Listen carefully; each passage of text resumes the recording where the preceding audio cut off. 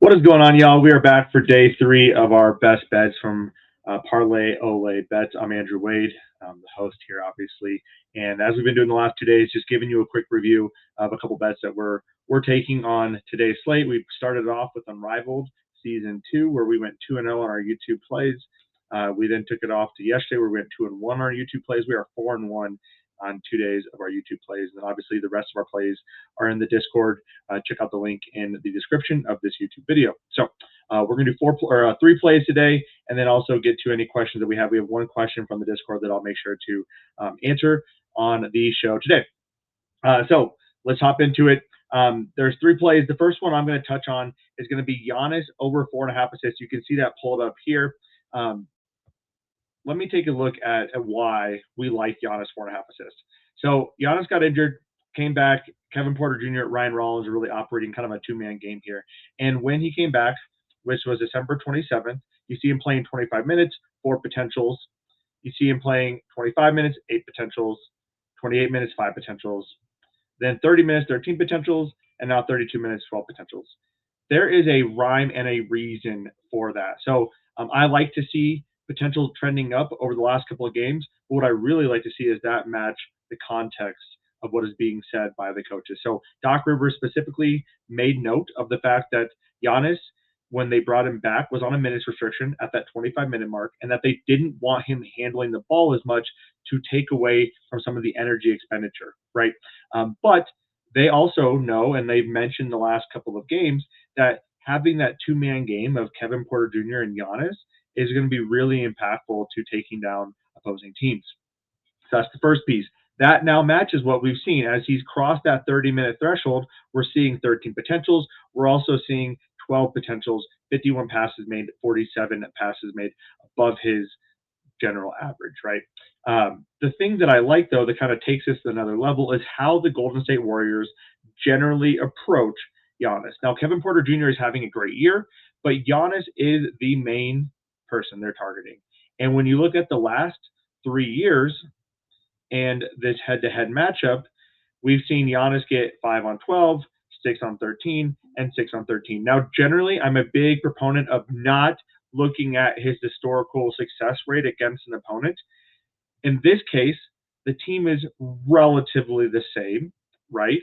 The coach is the same. So how they're going to approach Giannis, I think, can be somewhat telling in what they've done in the past games. And specifically when I watched the game film on this game March 18th, what I noticed is after the first 2 assists he had, they really were doubling him and trapping him a lot, sending a lot of help there. So there was one possession in particular where he got to the top of the key and he had Draymond on him. And then Brandon Bogdanovic came over to help out, which allowed an open 3 look in the corner. I love that they're going to be attacking Giannis, in my perspective, in this way. I think that is the best approach to slowing him down. They're going to let Kevin Porter Jr., Ryan Rollins, Miles Turner, whoever beat them, but not Giannis. And again, the potentials are also saying the same thing. He's operating more as that point forward as he did later in last season when Dame was injured. So I love Giannis 4.5 assists. I took that, I believe, at minus 120. It's now at minus 144, and I'm happy with those odds there as well. I would actually even take a bump up to 5.5 at plus money. So jumping into play number 2 is going to be Ivica Zubac at over 13.5 points. I got this in the Discord at 12.5 points. Let me pull this up for you right now. So right now it is bumped up to 13.5. Let me see if there's any 12.5s on the market. No. Okay. So we got it at 12.5 last night. I loved this look, and here's why. I love to target really 2 types of players. I love to target role players filling in for an injured player where they're going to see higher usage.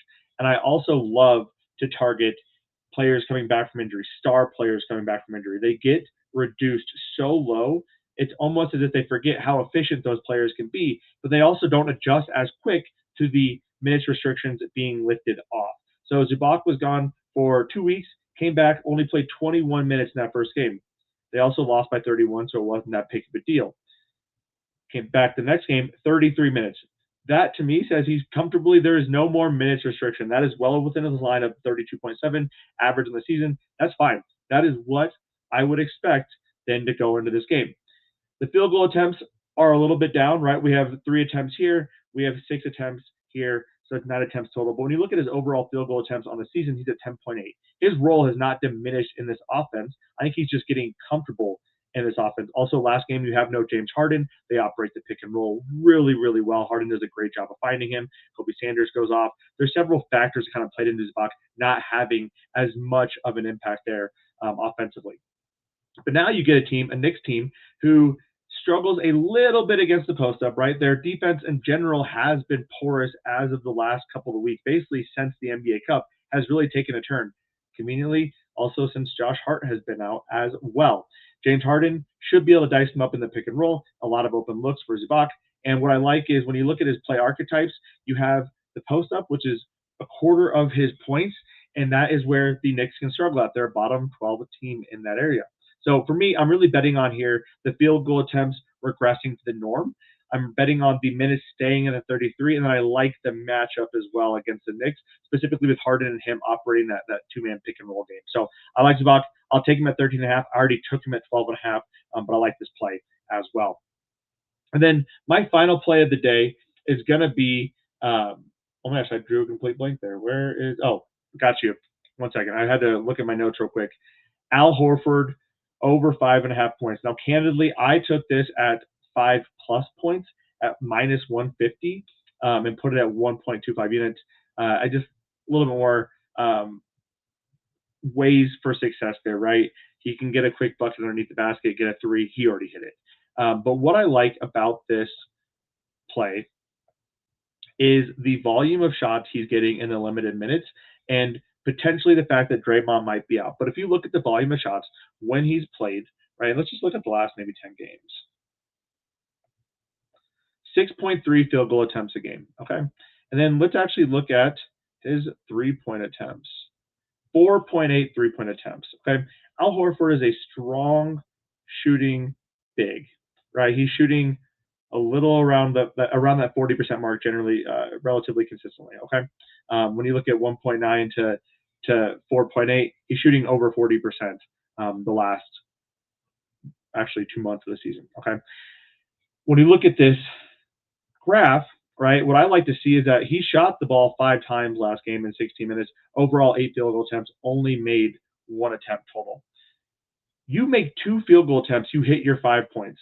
You hit 2 threes, you hit your 6 points. Now you get a Bucks team that is not very strong against spot-up shooters, right? You see catch and shoot, they're bottom 10, spot-up, bottom 10. That is where he's getting 52 and 75% of his points total, right? Kind of similar approaches, right? Spot-up and catch shoot, going to be similar concepts overall. But that is going to be his main archetype of how he's scoring the basketball. I think the attention here is going to be on Steph. It's going to be on Jimmy. If Draymond is out, I like this even more because we're going to get potentially a higher minute ceiling as well. So you can see here, without Draymond, his minutes bump up to 21.5. So I like that as well. His field goal attempts also bump up by 0.9. If Draymond's out, great. If Draymond's in, I'm fine with this. This is just too low of a number for a guy who can get hot quick. Honestly, I would have taken this up to 15. Just really, really liked the floor of that 5. So I stuck there and looking to parlay him with another person, do kind of a 2-man ladder there. But I love Al Horford at 5.5 points in today's slate. Again, you look at this, even without Draymond Green, 8 field goal attempts total, 6 field goal attempts. Like, you get those kind of numbers, you make 2 shots, you hit. So I love this for Al Horford. That is going to be a good play for us. That is it for our show today, though. Oh, and I have one question from the Discord that I want to make sure I cover as well. The question today is thoughts on LA Lakers versus the Spurs. Does Wemby suit up? Limited minutes. Thoughts on LeBron after an amazing night last night. Tired, sitting, limited.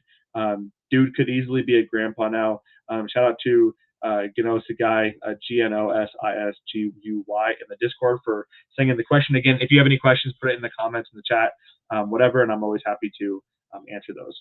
But for today, I'll answer that question. Here's what I think. So I would not be surprised to see Wemby sit. He's already kind of a little bit minutes restricted coming off the bench. It's a back-to-back. I think he sits this game. That's my personal opinion. I think it's probably more like 50-50. LeBron, if he plays, is not going to be limited. He's not going to be on a minutes restriction. He's either going to play the whole game or he's not going to play at all. I personally believe he's not going to play. But JJ Redick also is the kind of coach where they're kind of getting some things moving around. They're starting to get a little bit momentum with their offense, and especially having LeBron play that dunker spot last night, I thought was really nice. So wouldn't surprise me there. I know this is a very great answer here, right? either could play, either could sit. I lean that they both sit. That would just make sense fundamentally on how they've both operated, both teams and both players, at least LeBron this season. So I lean they both sit. If you like that, then you're looking at maybe Luke Cornett. You're looking at probably a Jake LaRavia, a Marcus Smart from a facilitation perspective. I also thought was interesting was Ayton, showed some kind of lack of effort plays last night, but he could be a good look at least for points. Or you could even look at Jackson Hayes if you think he might get a little bit more of an extended run there defensively.